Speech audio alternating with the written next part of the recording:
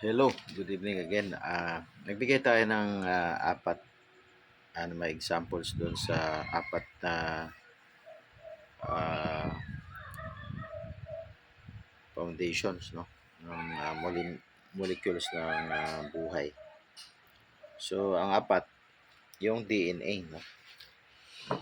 Ang nabanggit kanina natin na ah, classification ng building blocks, no, ng biomolecules, basic building blocks or foundation ng buhay ay itong nucleic acids. Okay?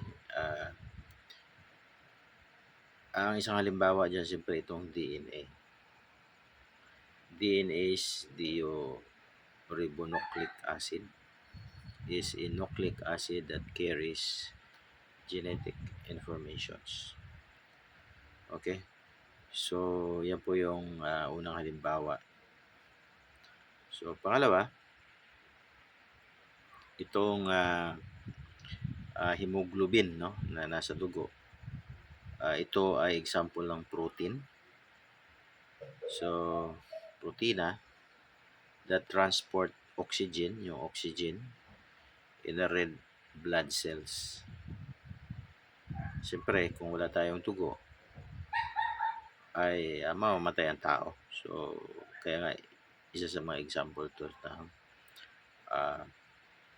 protina na nanggagaling po sa pagkain ng mga laman or flesh ng hayop, gaya ng baboy, baka, at ganyan din mga protina na galing sa plants, no, seed, lalo na yung mga beans, etc. Okay, so let's move on. Tapos itong pangatlo, halimbawa is yung halimbawa ng lipid to. Itong triglycerides, no, are the main lipid storage.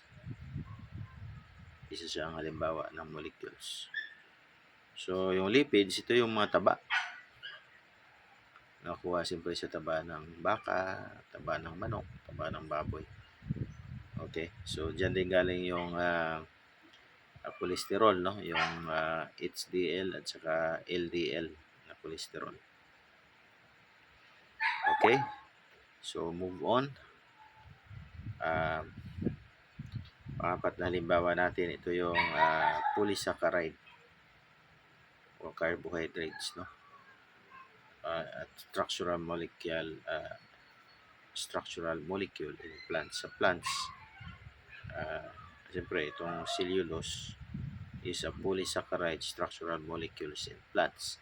Pero sa tao, meron din pong polysaccharides. Ito po yung carbohydrates, no.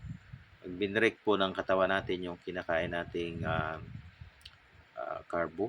carbohydrates, example yung rice, saging, puting kahoy, tinapay. So, yan po yung nagiging pagka binrek down po ng ating katawan yan, digest, nagiging polysaccharide glucose, no?